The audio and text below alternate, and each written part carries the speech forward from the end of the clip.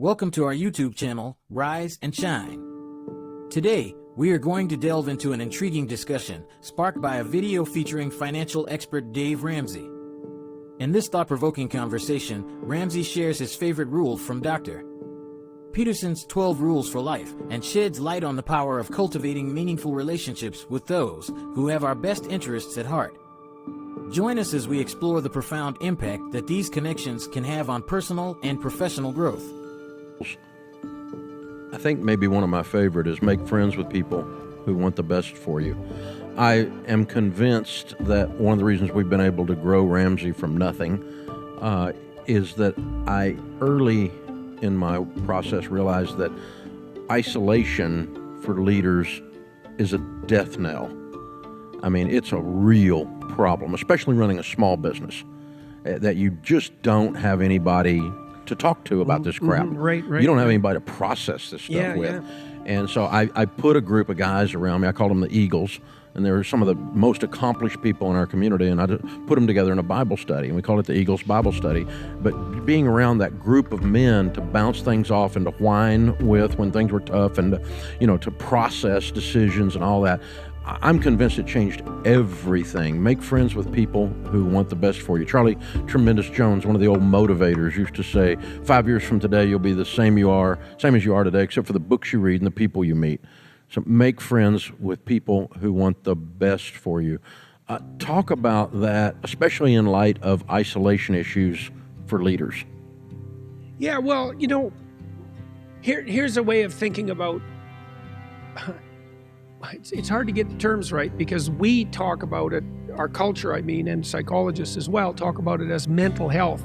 And it sort of sounds like something that's in your head, in your brain. Mental health means you have a healthy nervous system. Mental health means you're well structured internally as a psychological entity. And that's actually, it's half true. So here's an example. Let's say you are mentally healthy and one of your children is doing very badly. Well, you're going to be suffering away. You're going to be anxious and distressed and have some decrement of hope. And so that's not you exactly, not if you think of you as something that's only internal, but it's definitely something that's affecting your mental health. And the reason for that is that mental health is not you. So you need to be well constituted psychophysiologically, right? Your body has to be in working order.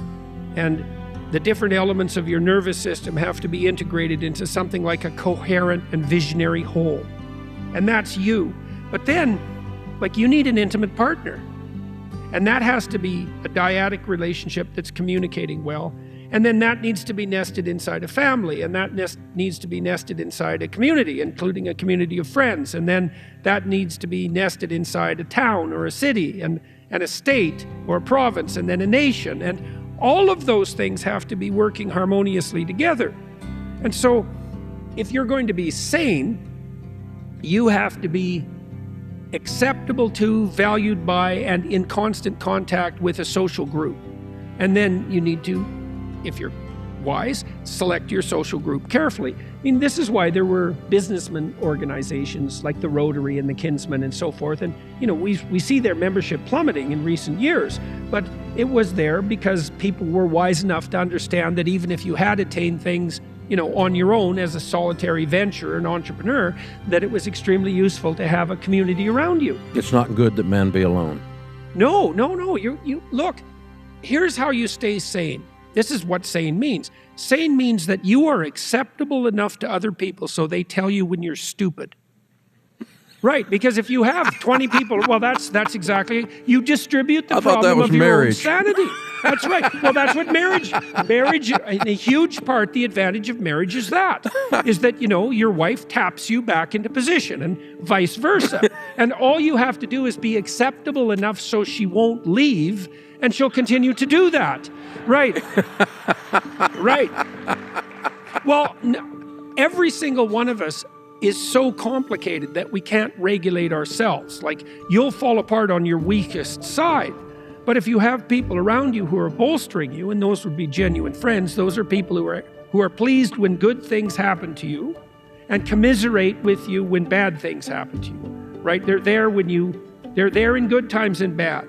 And you know who your friends are, especially if you've gone through bad times. And it isn't that those friends in some ways are additions to your mental health. They are actually, without them, there's no way you can be mentally healthy.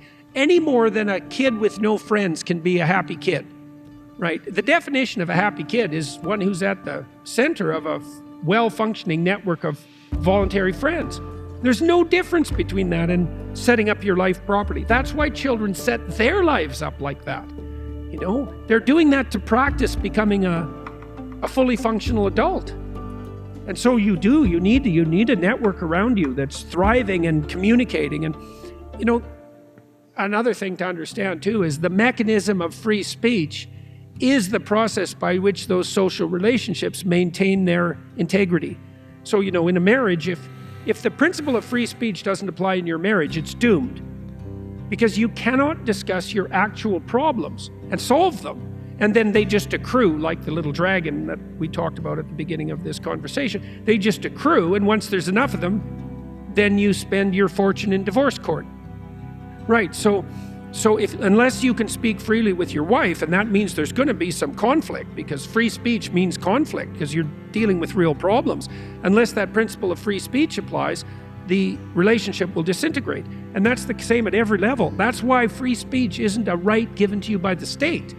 Free speech is the precondition for the stability of the state, and it has to stay the hell away from it, from interfering with that principle, or it will doom itself. Right, so that's why we think about it as a God-given right? It's outside. It's the process upon which the integrity of the state itself depends, no matter what level you're conceptualizing the state. You know, because your marriage is a tiny state. And it's the same with your family. And if the information is flowing freely, that's going to cause some conflict, obviously, because you're going to discuss difficult things. And you have to do that because life is difficult. And, you know, a problem's going to come at you, at your family, and you guys aren't going to feel the same way about how to solve it. So then you have to have an argument about it. You have to exchange your opinions, and hopefully you do that in a way that helps you come up with a solution to the problem that's likely to work. And all that's dependent on free speech.